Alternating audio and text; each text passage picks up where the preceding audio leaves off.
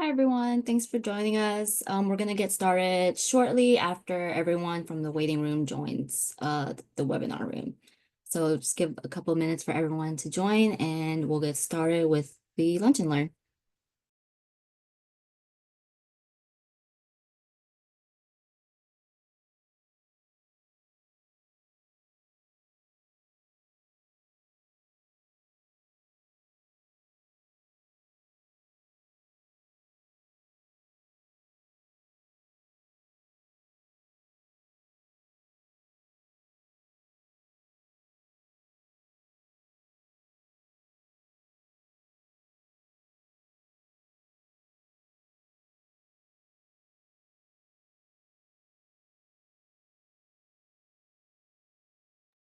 I'll give it another minute and then we'll go ahead and start.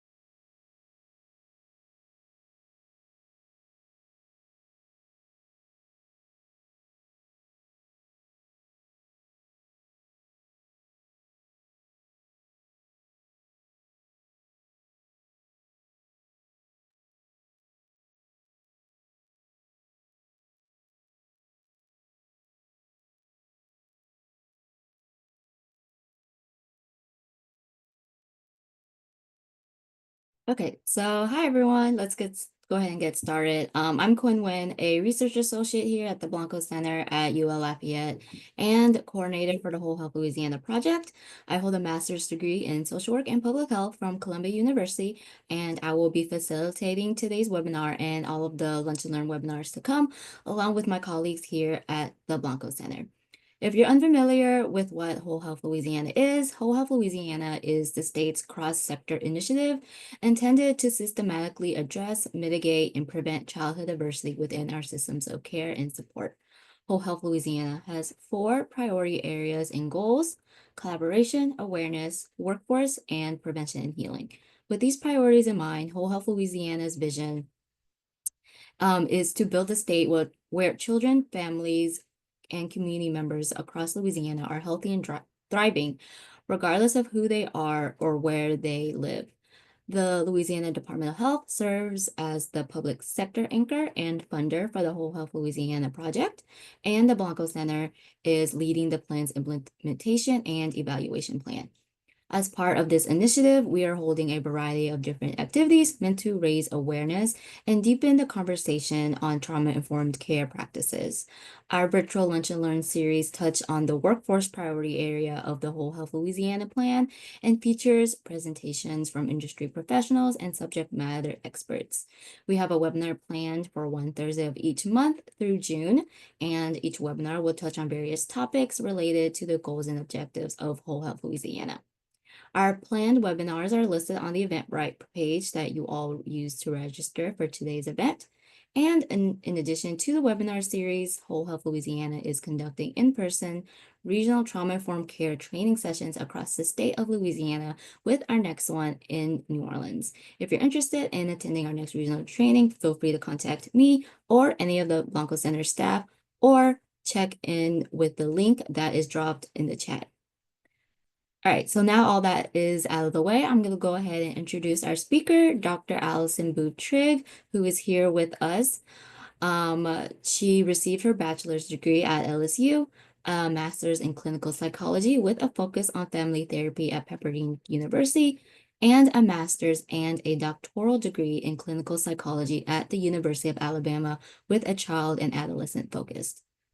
She is a clinical psychologist, associate professor, and the psychology division chief in the Department of Psychiatry and Behavioral Sciences at Tulane University School of Medicine, where she co-developed the TIKES infant and early childhood mental health consultation model, which has been funded through the Louisiana Department of Education to provide infant and early childhood mental health consultation to early education sites. And she will be talking to us about some of that content today as well. She has also published peer-reviewed articles on infant and early childhood mental health consultation and is a regular contributor to the National Center of Excellence for Infant and Early Childhood Mental Health Consultation.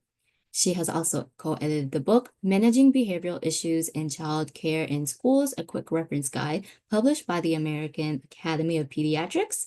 Dr. Trigg's research interests focus on evaluating infant and early childhood mental health consultation and supporting early childhood caregivers.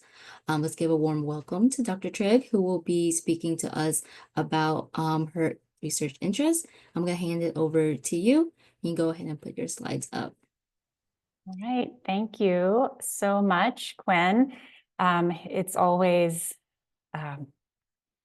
it's never fun to sit there and listen to a bunch of information about yourself. So I appreciate you and you having to say, and I apologize for you having to say infant and early childhood mental health consultation so many times. I'm used to it, but it is a mouthful and it makes things go a long time. So welcome everyone, and thank you so much to Whole Health Louisiana and Louisiana Department of Health and the Blanco Center for asking me to be here today. It is an honor. You guys are doing amazing work, and I'm glad to have a small part of that. To get started, I want to give a thank you to all of the people that I get to work with who do this work, supporting infants and young children every day. And this is a picture of most of the folks. We have a few new additions on our Tulane Mental Health Consultation Services team. It includes our TIKES team, which provides consultation services across the state and is funded through the Louisiana Department of Education. It also includes our City Seats team, which is funded here in the city of New Orleans through a property tax millage and is administered through the City Council and Agenda for Children. We also get to serve Jefferson Parish Head Starts and Early Head Starts through funding from Jefferson Parish. So there are a lot of people out there doing really good work, and I'm going to highlight some of them today. To get started, I wanted to look at the Whole Health Louisiana plan, and Quinn already mentioned and went through the vision, and that really fits with what we're going to be talking today. And I also looked at some of the desired outcomes that I'm hoping will fit with our conversation. And they are things like increasing the robustness and support of the child and family serving workforce, reducing occurrences of childhood adversity, increasing healing, and improved equitable health and life outcomes. So I'm keeping those in, I kept those in mind while I was putting this talk together, and I hope we can keep them in mind as we're moving. So let's get started with what is infant mental health. And I'm going to really use the terms infant mental health and infant and early childhood mental health interchangeably as we go through today. And infant mental health is not a baby on a couch getting psychoanalysis, but it is a young child's capacity to experience, regulate, and express their emotions, to form close and secure relationships, and to explore their environment and learn. So it's really taking into account all of those key foundational developmental aspects of early childhood. And they are developing within the capacity and the context of their caregiving relationships. So that is, yes, definitely their family and their home caregivers, their parents, but also their community and then the cultural expectations that are in that particular culture for a young child. When we are thinking about the guiding principles of infant mental health, there are four primary ones that we want to keep in mind.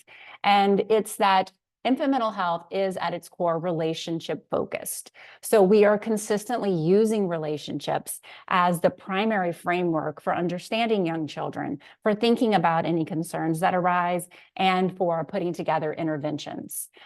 It is at its core strengths focused and prevention focused. So what's going well? How can we keep that going well and prevent negative things from happening? And then it's multidisciplinary. So while mental health is in the title of infant and early childhood mental health, the support and the awareness of infant and early childhood mental health is really incumbent upon all of us, for our communities, individuals, and professionals, anyone who's interacting with young children and families, to think about how we can support the healthy development of young children and support their caregivers. So if we're thinking about intervention, that's when mental health professionals need to be involved, but overall it's a multidisciplinary field. So when we are thinking about young children, we have to think about their primary caregiving relationships and what their early experiences are. And infant mental health really focuses on understanding how do infants experience their world, and how do they do this in the context of their relationships. If you think about a newborn, that newborn cannot survive without adult caregivers. It is key for their growth and development. So those first relationships and those first experiences are paving the way for healthy brain development. We know brain development is going to be influenced by genetics, what we're born with, as well as experiences. And we're going to talk some about those today. We also know that those first experiences are so important. And there are sensitive periods for young children. And that's one of the things that Whole Health Louisiana is having us think about infant and early childhood mental health today. Because positive caregiving experiences and positive early environments are super important for young children during their first 2 to 3 years of life. And we have research supporting these as being really sensitive periods. And in one study in particular, it looked at children who had experienced extreme neglect. And if those children were placed into a supportive foster home before 24 months, they went on to have higher IQs and having more typical attachment relationships with their caregivers than those children that were placed after age 3. So it's important to note that there's no age at which children can no longer make improvements, but the earlier that we can get in there and keep that environment positive and help that child have supportive relationships, the better their long-term outcomes are going to be. When we're thinking about the developing brain, you know, it's not new news that a whole lot of brain development and important brain development is happening during the first years of life. So I just want to point out that the healthy relationships that young children have is vital to that brain development, because it's through these relationships that young children wire their brains to learn who they can trust, how they can feel secure, how they can feel safe, so that then they can go into their environment and learn. And then through those relationships, along with positive early experiences, connections are formed in the brain. And these are modified through consistent interactions with their caregivers. So when children are given a consistent and secure environment, their brain develops gradually in response to these positive experiences and this positive environment. So that's what we're looking for in our young children. And here is the graph. You know, I'm sure you've seen some model of this before, but this is just showing us the great amounts of human brain development that are happening in the first year of life. It starts prior to birth, and then huge amounts across language, across sensory pathways, and yes, for higher cognitive functionings happening so much in that first year of life. It continues on after that, but that time period is another one of those sensitive ones where we want to create those environments and those relationships to support this brain development. So let's dive into relationships a little bit more. What relationships are most important for young children? And it's the attachment relationship that a baby is developing with its primary caregivers that we want to focus some on. What is attachment? It's one of those terms that can be used regularly in regular conversation, but when we're thinking about it in the field of infant mental health, we are thinking about this specific definition, which is that attachment is the pattern of relating that occurs between an infant and their caregiver. And it includes a range of feelings that it's experienced in that relationship, including pleasure. And attachment was really first discussed by Bowlby in 1969, and he described it as an emotional bond that develops between an infant and their caregiver. And again, it's that pattern of interaction. So it's developing over time between the baby and their primary caregiver. And it impacts the infant's capacity to regulate their emotion, to regulate their arousal level within the context of their relationship. And this early quality of engagement between that baby and their caregiver has implications throughout their life in terms of how they make relationships over time. So this next slide will look at the stages of attachment. If you've spent any time around a baby, you will recognize these. In the first 6 weeks of life, babies are pretty happy as long as their needs are being met. So this is a great time to support someone in your family who has an infant and they want to take a nap. That baby's going to be okay as long as his needs are being met if you're holding him. And then from 6 weeks to about 7 months, infants start to show a preference for some caregivers. And this preference grows until around 7, 8 months when a discriminate attachment should be forming to a particular caregiver. And this is when stranger anxiety develops. This is when babies start to get upset when their mom or their dad is not there caring for them. And that's a good thing. It's positive when we see stranger anxiety because it's showing that this child notices and recognizes that their main caregiver is caring for them. They know what to expect. They know that caregiver is going to keep them safe and provide for their needs. And the good news is that after that, those first primary attachments occur, that then babies will start to develop multiple attachments. So this may be with grandparents, childcare providers, aunts, uncles, godparents, etc. So children then can go on to develop other attachments. And why are we concerned? Why do we want children to have these secure attachments? Because not only does it, like the term imply, if a child who's securely attached feels comfortable and confident in their relationship, but we know from research that securely attached children have better emotional adaptability. They're able to control their emotions better, their social skills are better, and they even have better cognitive functioning, which makes sense when we think back to that graph showing us brain development if children are learning through their relationships. And this graphic here is really a nice model to help us think about how secure attachments support brain development and growth for young children. And you can look at the hands as the hands of the caregiver of that primary attachment figure. And a child who feels comfortable and confident in their secure attachment can go out onto the circle, so that's the top part of the circle, and explore their environment, begin to learn about the world. And when they're doing that, they need their caregiver to support them going out and exploring, to watch over them, to delight in what they're doing, to help them if they're needed, and to enjoy what's happening. But when something occurs that the child realizes they need support, maybe they're scared, maybe it's a new experience, they need that caregiver to be a safe haven for them, to welcome that child coming back, and then to protect or comfort them and continue to delight in them and to help them organize their feelings. So yes, that dog barked really loudly and that was scary for you, but look, he's behind the fence and I got you and you're going to be okay. Yeah, I know that you're crying a little bit. Let me rock you. When a child learns to help organize their emotions through their caregiving relationship, they can then start to do it on their own. And over repeated interactions of the adult always being bigger, stronger, wiser, and kind, the child learns to organize their own feelings and their own emotions. We can't just stop there, though. We have to think about the cultural context for infant mental health and forming attachment relationships.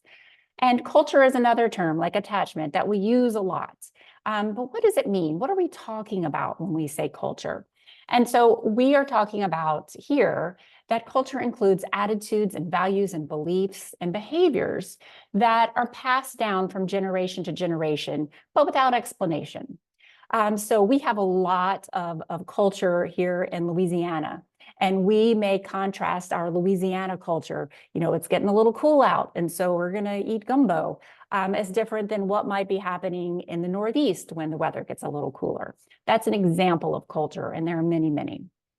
And culture is impacting core parent behaviors, and particularly core parent behaviors such as discipline and socialization.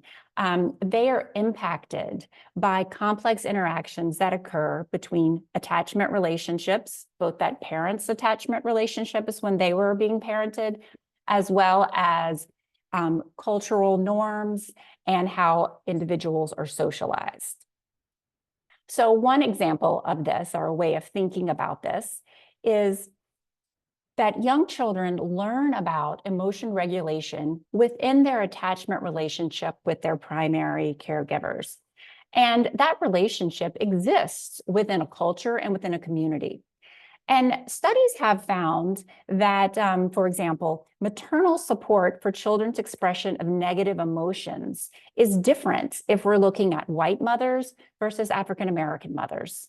So for white mothers, there are positive outcomes for their children when that child is encouraged to express a negative emotion they may be feeling, so sadness or anger or frustration. But for African-American mothers who support their child in also emoting that, that negative emotion, there are actually some negative outcomes for the children. And this is particularly in terms of academic performance and peer relationships. So could this be because society views negative emotions differently in African-American children than white children? Potentially. But this is an example of how we have to, when we're supporting young children and their caregivers, look at the cultural context that exists and impacts their relationship and how they parent their child. So when we are supporting young children and their caregivers, we really have to think about what each parent and each caregiver is bringing to that experience, their own experience of being parented, their own attachment experiences, their cultural experiences, as well as any trauma history that could be theirs personally or historically within their community, and that all is going to impact their role as a parent. So it's a lot to think about, and we could spend an entire hour talking about this today. But we have a lot to get to. So this is a quick model it looks simple, but it's really quite complicated because we have attachment, culture, and trauma all impacting each other. And also on this triangle are thoughts and questions and beliefs about culture and trauma and attachment relationships that are all interacting with one another. So we have to consider all this when we're working to support healthy child development. And if anyone is interested in learning more about how to support a diverse group of children and families, I encourage you to seek out the Irving Harris Foundation's Diversity Informed Tenets for working with infants, children, and families, because it really offers nice guidelines to think about how to best support multiple individuals from multiple places. So I'm going to move into what some supports are to support infant and early childhood mental health. And I like to start this by thinking about resilience. We hear a lot about resilience, and we know that some children demonstrate a capacity for resilience, which is, an ability to overcome a serious hardship. And I think it's always so important to note that children do not become resilient alone. There's always at least one stable relationship, a stable, committed relationship that supports that child in getting through a hardship. This could be a parent, a teacher, someone else in that child's life, but children aren't going to be resilient on their own. That impact of a relationship is always going to be there.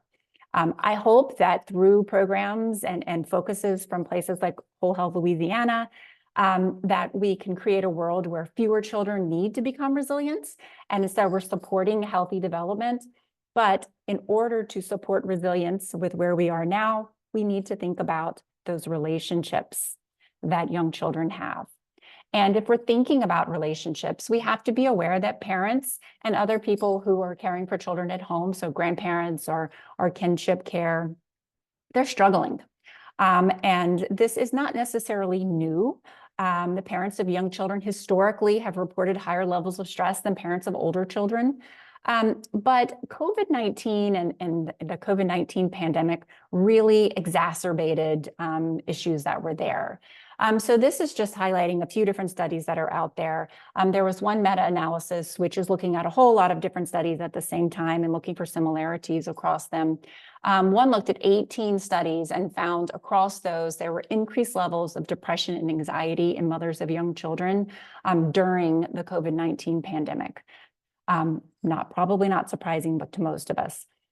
Similarly, since COVID-19, one study found that the pandemic exacerbated pre-existing vulnerabilities. So increasing barriers that were already there, increasing perhaps those levels of stress that were already there for young children, making them that much more. And then another meta-analysis found that the pandemic was detrimental to maternal mental health, the healthy development of young children, and parenting practices. That's a major trifecta. And most of these studies were looking at maternal mental health. And so it's hard to tease out, was the maternal mental health what was impacting child development and parenting practices? So obviously more is needed to be studied. But what this tells us is there are a plethora of studies letting us know that young children's primary caregivers are struggling. And so we need to think about supporting them. The good news is there are evidence-based treatments for young children and their caregivers. When we are looking at concerning behaviors or developmental concerns that might come up with young children, we must involve their caregivers. Like we started off today, infant mental health is inherently relationship-based. So we are not going to be treating children alone. A 2-year-old is not going to go to therapy by themselves. A 2-year-old may go into treatment with their primary caregiver. So these dyadic treatments, as we call them, treat both the parent and the child. And some examples are PCIT, parent-child interaction therapy, or child-parent psychotherapy. These work, but access is limited. Treatment takes time. When you're treating a dyadic or a dyadic partnership, you are going to take weeks or even months, depending on what the presenting problem is. So we know we can show positive impacts with these, but we need more people that can provide these trainings. And so this is when we think about how big programs can support, is we need increased funding for training for mental health professionals. To do these well, people need good training, and we need funding for the treatments themselves so that we can have greater access. In my statewide program, we have about 20 consultants who are in child care centers on a regular basis, and they are wanting to refer children and their caregivers. But in many areas of the state, there is no one to refer to because there isn't training and there aren't people that are doing these dyadic treatments. But here is an example of health promotion and prevention of difficulties at the community level by not mental health specialists. But this is through training grounds. Actually, one of the people who runs them is a mental health specialist, but they're not providing particular therapy. Instead, they have created these wonderful play spaces. They have 2 in the New Orleans area, and they are really like fully outfitted childcare centers. They have developmentally appropriate toys for ages 0 to 3. They have outdoor space, they have indoor space, and they welcome parents to bring their 0 to 3-year-olds in and to play with them. It is staffed with experts in infant mental health and child development. They can answer questions. It creates a sense of community. Parents can get to know other parents and talk about what it's like to be raising a child. So when we look at everything that a place like this can offer to parents who may be stressed and needing support, the We Play Center at Training Grounds really offers so much for their community.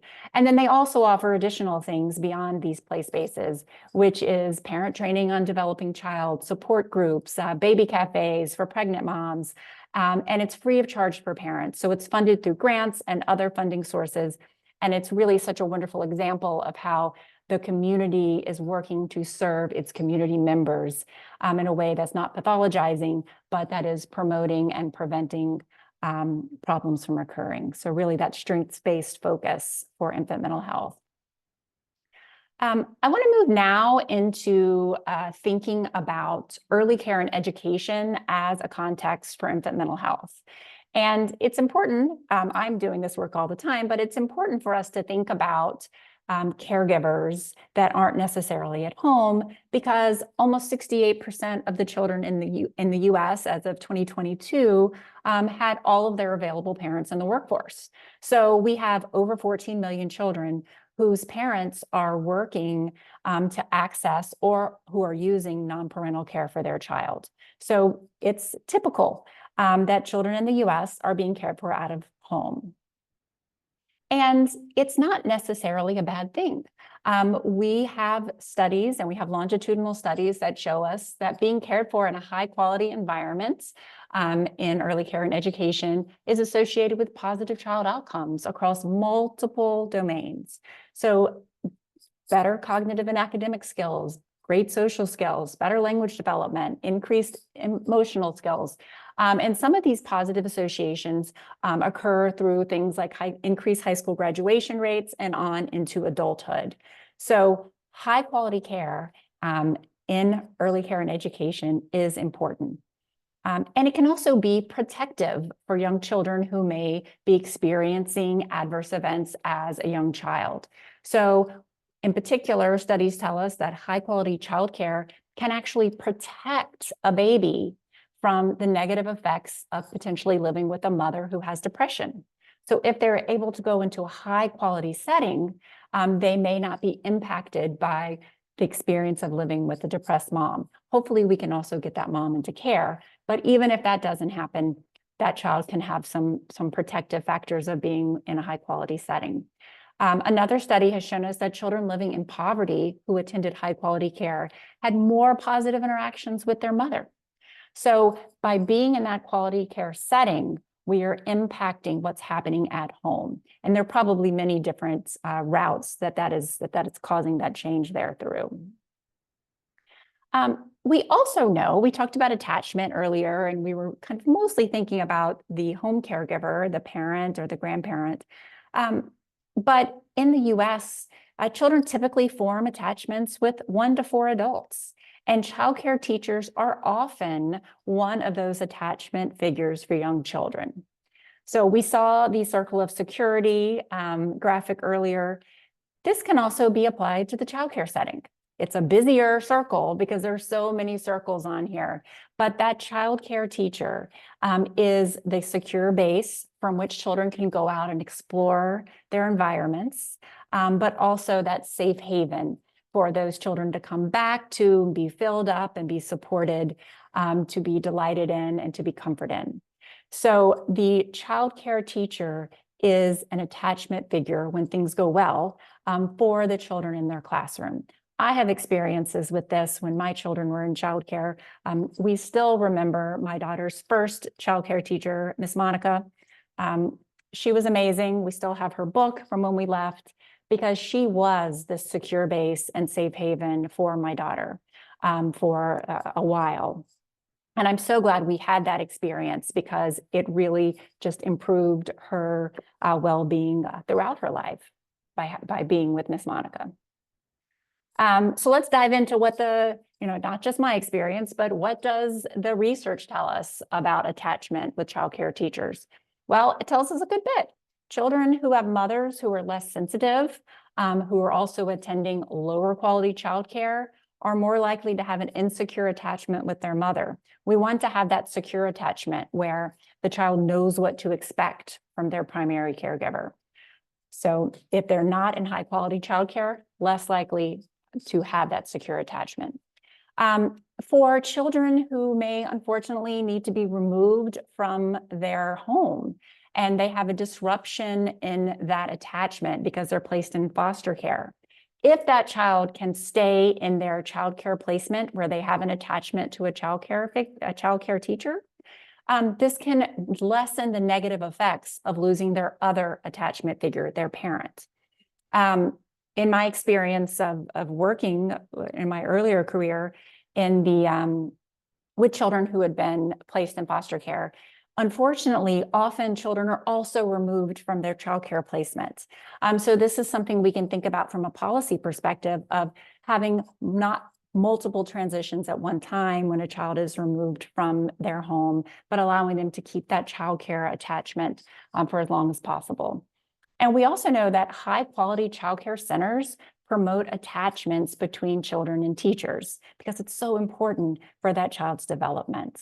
So overall, when we're looking at high quality early care and education, strong attachments with ECE teachers protect children from adverse childhood experiences. So how do we support quality early childhood education, and how do we build strong attachments within those systems? Well, first, and this is happening on so many levels, but we need to do more of it, is continuing to support our communities and recognizing the importance of high quality early childhood education settings and of early childhood education teachers. The Louisiana Department of Education is doing a lot of this right now, and we are glad to be a part of that.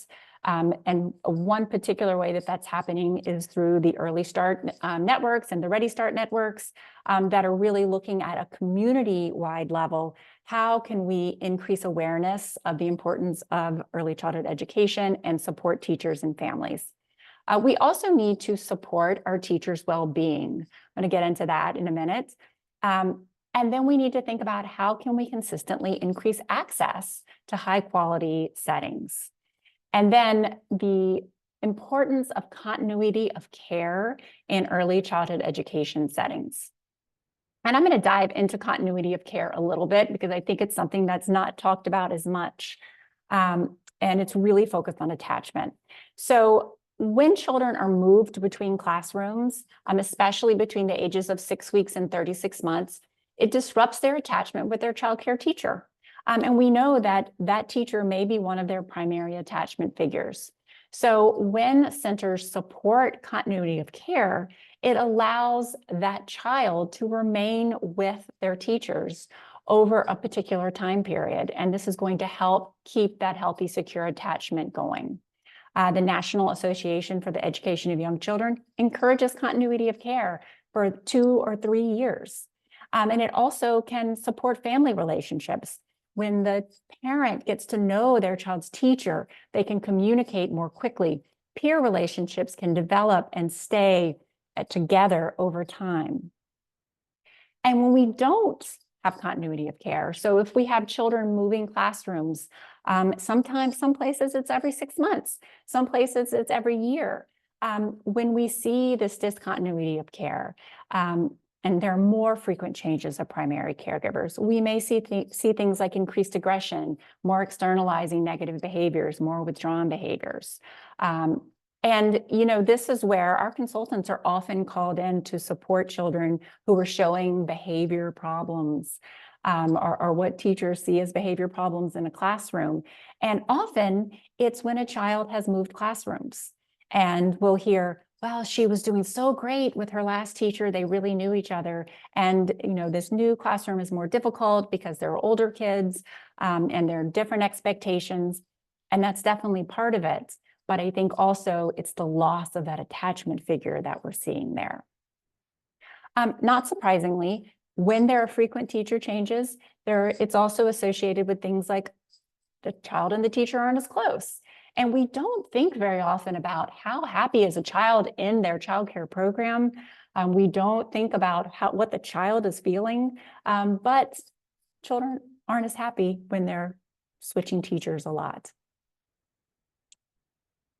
But another thing that contributes to discontinuity of care is teacher turnover and teachers leaving their center, or leaving the workforce. And it's not surprising that they are doing so because our early childhood workforce is struggling. In a study in 2022 of Louisiana Child Care Center owners and directors, 90% were losing valuable teachers and having staffing difficulties. And the teachers that were staying with them were being asked to do more, which probably contributed to them potentially leaving in the future. If we look at median wage of childcare teachers, it's low. It's $9.77 most recently in Louisiana. National average still low, but a little bit higher. Southern average a little bit higher than Louisiana. And there's a lot of disparity across that pay too. Head Start teachers are paid a lot more than private childcare teachers can pay. Private childcare centers, sorry, can pay.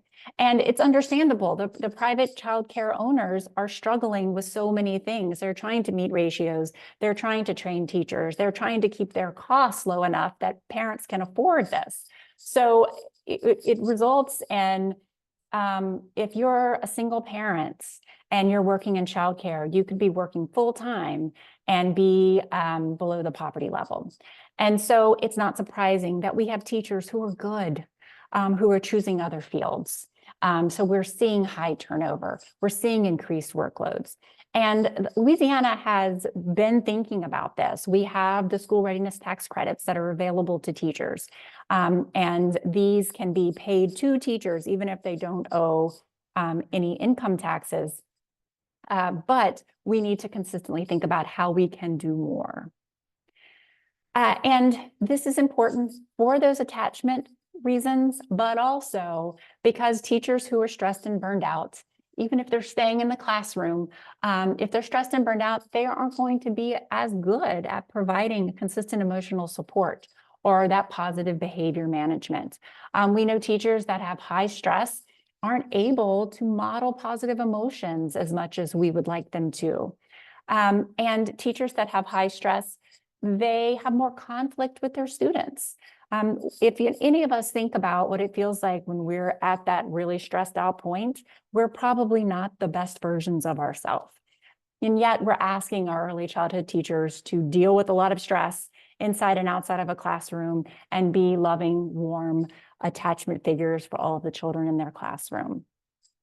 And something that I think is really interesting is this last bullet point, which is a study that demonstrated that teachers who had higher levels of stress perceived their students differently. They perceived them through a more negative lens as having higher levels of anger and aggression, having lower social competence. So these levels of stress are really impacting the care that teachers can provide. And when teachers aren't having these high levels of stress, their ability to be responsive and warm is key in creating the healthy emotional classroom climate that we want. We know that when teachers are able to be sensitive and responsive in caring for the children in their class, that it scaffolds children's development across multiple domains. And that pre-K students who had teachers with high scores, and this is on that class measure that the state uses for quality, in teacher responsiveness, sensitivity, and instructional quality, that when the child went to kindergarten, they had greater gains in language and academic skills and social skills. So having teachers who are supported and there increases how well children do as they move on into more academic fields. So what can we do? Well, I got to spend a little time talking about my program, but infant and early childhood mental health consultation is one of the primary supports that we have available for early childhood education settings. And it's one that the state of Louisiana was really on the forefront of blending into the quality model for their state. And so we here at Tulane, we have been providing that mental health consultation to childcare centers in Louisiana for over 17 years. And we have been sought out by multiple other states on how to do this work. And what is mental health consultation? Well, it's an intervention that teams mental health professionals with early childhood professionals to improve overall health of young children. We primarily do it in early care and education settings, but it can occur anywhere where children and caregivers are. And we really work to support caregivers in understanding the impact they have on young children's development. A key thing to think about when we're thinking about mental health consultation to any setting is that it works best when programs have these three components. This does not work well as an individual provider going into individual settings, because we really need the support of the infrastructure of the program. The professionals need to have a mental health degree and be licensed or working towards licensure, and they need a lot of training in infant mental health and in consultation. And then the services need to be constantly evaluated to provide high quality services. And so when those are in place, across the country, we see benefits to children and teachers from mental health consultation and to children and families. So things like improved teacher-child interactions, improved classroom climate, decreased burnout and stress, reduced rates of expulsion, which results in less work missed by families. So a policy point there, as well as reduced challenging behaviors for families. So some quick findings from our program evaluations. Our TIKES program, after working with a consultant for 6 months, teachers report increased personal teaching self-efficacy, increased teacher influence over the children who are in the classroom, and increase teachers' feeling of their own competence to support social development of young children. We also, prior to the Department of Education using the class measure as their primary measure of quality, we used it to see if we were making a difference in classroom climate. So we had teachers who didn't know the class and consultants who didn't know the class. And after 6 months of consultation on the class pre-K, all of the areas that we measured improved. Negative climate decreased, it did not increase. And most recently, we looked at teaching stress, which is stress around a particular child. And we found that teachers with low to moderate stress saw their children in their classroom more positively after consultation. Teachers with very high stress around a particular child saw their overall classroom behaviors as differently. And we realized that we need to provide more direct interventions to those teachers with really high teaching stress. So as I near the end and the end of time, we really need to focus on investing in early childhood mental health and early childhood settings. So anyone who knows anything about infant mental health or early childhood is familiar with these returns on investment, but investing in high quality early learning care and access to healthcare from birth produces a 13% return on investment. If we start that in preschool, it's more of a 7 to 10%. If you're interested in more of the return on investment literature and you don't know about James Heckman, he's on the internet, he's great, go look him up. But I want to give another example of community sport and investing early on, and that is the Knowing City Seats program that I mentioned briefly earlier. And this is in the city of New Orleans. It's coordinated through Agenda for Children. It's paid for through a property tax millage, and it provides high quality childcare seats for about 1,500 children across 40 early care and education sites, and wraparound services for those children and families. And we're in our, I think, 3rd year of this large of funding. There was some private funding before. And I'm so looking forward to seeing what the ongoing evaluation shows. But just from being involved in it, we have been able to support so many teachers and so many families in recovering and going through difficult situations, including natural disasters, gun violence, deaths in the family. We've gotten parents, teachers, and children evaluated and into treatment. There are many great partners involved in that. Our program TMICS, Thrive Kids at Children's Hospital here in New Orleans, Tulane School of Social Work, and obviously Agenda for Children for the coaching in the classroom. But it's another great example of how infant mental health can be health promotion, prevention, as well as intervention, because we're doing all of that in this program. So to conclude, relationships and environments, these are the primary factors impacting infant mental health. And so we need to think about how we can support our caregivers at home and early childhood education settings. And that each of us who interacts with young children can think about how we can support funding for those caregivers, because that is what's going to support our young children. And it's going to take us all. It's going to take us as individuals, as groups, as policymakers, as communities, as business leaders to really reach what this vision of Whole Health Louisiana is, which is that children and families and community members across Louisiana are healthy and thriving regardless of who they are or where they live. So thank you. I'm going to stop sharing. Thank you so much, Dr. Trigg, and thank you to Nikki Barnes as well, our ASL interpreter. And I want to say thank you all for attending. We are now going to field questions in the chat, so you can go ahead and put any comments or any questions that you have in the Q&A box at the bottom, and we'll start answering them. I would also like to do a short reminder that if you are trying to get CEU credits, to sign up in the link that is announced in the chat, as well as take the Lunch and Learn post survey. And even if you are not getting CEU credits, we would really appreciate it if you would take our post survey as well. So Dr. Trigg, I have a question. And mine is based on all of your work and your research with infant mental health, and early childcare and education.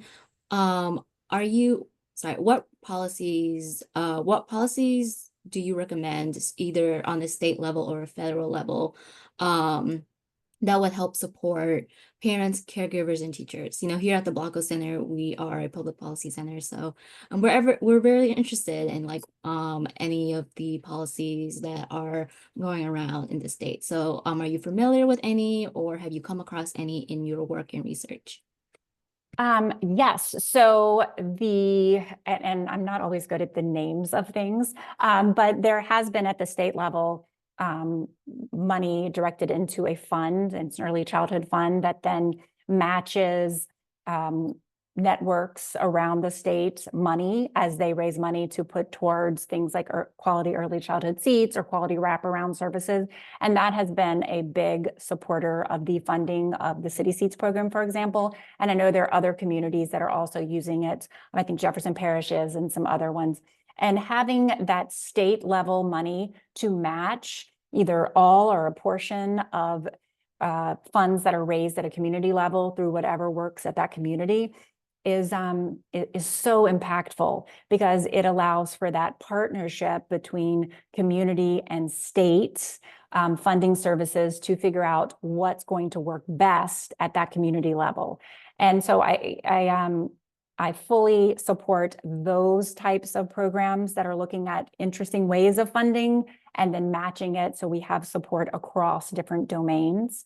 There are also some unfunded things that I've been involved in with the Department of Education, looking at workforce development and support, and how we can support teachers in getting the education that is needed so that they can make more money and have a ladder of success, so they can know what is the pathway if I want to join as an assistant teacher and then move up to a lead teacher and then maybe move up to a teacher mentor. And so thinking about how we as a state can put guidelines into place for individual child center owners to be able to support their own teachers. So those are some childcare level pieces. And then at the next level would be, how can we fund treatments? How can we fund more access to education for treatments? So anything that is looking at those portions, I think would be really important. Continuing funding of ECSS, which is happening right now in the state, early childhood supports and services. That's allowing greater access to early childhood families to get access to these really great treatments. Awesome. Thank you so much for your answer. We have a couple more questions in the Q&A box. Someone asked, according to some teachers, their organization does not support research-based trauma-informed practices, for example, positive behavior support, which contributes to them being burned out and leaving the workforce. Can you talk more about how TIKES and programs like it can support the teachers to ensure cultural change within the larger organization? Yeah, so I can definitely talk about how TIKES can support a teacher and hopefully organization to think about trauma-informed and culturally informed positive behavior support, because that is so important if we're going to support young children and families and teachers. When we go into a setting, we are going to work to understand the experiences of all of the people in that setting. So it might be understanding that teacher's perspective, if I'm not feeling supported and being able to learn what I need to support my kids, but also understanding what are the barriers that are keeping that director or that owner or the leadership from being able to roll out those types of supports, and then working across that system to see where are similarities, which are probably, we want to support kids, and then figuring out how we can find a place of meeting so that we can support kids and families in the best way. This is why our work is long. We work with centers for 6 months and then we go back in because it is a process of making change. When we're looking at systems change, whether it's in a classroom or across a center or across the entire early childhood education setting, we know that it's going to be incremental small changes, but we've seen it in the places that we work in, and we hope to continue supporting teachers and directors and parents in making that incremental change where they are. Thank you for your answer. We have several more questions in the chat. Another person asked, how closely do you work with the Training Grounds program? I have one of our former mental health consultants now works for Training Grounds. So there's that. We have partnered with them on many different things over the years. They used to be one of the wraparound supports for the City Seats program. And so we talked a lot about what trainings we were providing and what trainings they were providing. We refer families and children to them on a regular basis. So while we may not do a lot together, we are consistently talking to one another and referring to each other across programs. The pictures I have of them, they sent directly to me when I said I was going to be featuring them as an example. So we have a close relationship. Okay. We have a question. What are your thoughts on TBRI? Oh, yes. So I always have to take a minute. It's a trauma-based. Oh, look, there's Lisa. I might have to have Lisa type in what TBR because I'm blanking on it. I'm on the spot. It is a very good model. And one of our consultants, one of our senior consultants, Lisa La Rochelle, who just also put a question here, is trained on TBRI, and she is consistently working with our consultants on understanding that model in supporting of young children and families. So it's certainly a good model that's out there and can support little ones. Thank you, Lisa. Trust-based relational intervention. I never can come up with it quickly. No worries. Yeah, lots of acronyms to remember. Yes, that's why we work in teams. Yes, Lisa also asked, what would be your one wish, hope, or desire for early childhood educators? That's hard because I have a lot, which you can just tell. But I think my biggest is that early childhood educators would be given the respect that they so deserve. They are helping us as parents to raise our next generation of citizens, and their work is so important, and yet they are often not seen as how important they are. So respect and elevation to the level they deserve. Yes, 100% agree. Claudia asked, how can state agencies working with and serving children and families, for example, child welfare, workforce development, better implement IECMH best practices into their agency work? Yes, so I'll say easy. One of the ways that we can most quickly get involved is through reflective supervision. And maybe a better term for it would be reflective consultation. One of the things that our group offers is reflective consultation to early childhood coaches. So we provide this in group formats through the TIKES program. We provide it in individual formats through the City Seats program. And it allows anyone who is working in early childhood settings to have a protected time and space with a mental health professional to think about the work. What's going well? What is struggling? What is a real challenge? How are my own beliefs holding me back? And so it's not therapy, though sometimes we may encourage someone to go to therapy, but it's a time to focus on the work and work through difficulties outside of your typical system. And we get wonderful feedback from the folks that we work with because they can reflect on what's going on and then implement things in a better way. All right, thank you so much for your questions. And again, thank you so much for presenting. We are at time. I know we have a couple of questions left, but I just wanted to let everyone know that we are at time. And again, to please take the post survey that will be emailed to you shortly after. And also a reminder for our next month's Lunch and Learn will be presented by the Borough of Family Health and the Borough of Family Health's ACE Educator Program. And it will be focus on building parental resilience. That is on November 14th, same time. And you can register through the Eventbrite page that you all use to get here. And if you guys have any questions, you can stay behind and talk to me or Dr. Trigg. But you are free to go otherwise. Thank you, everyone, so much. Thank you, Blanco Center and Whole Health Louisiana. It was great. Great questions.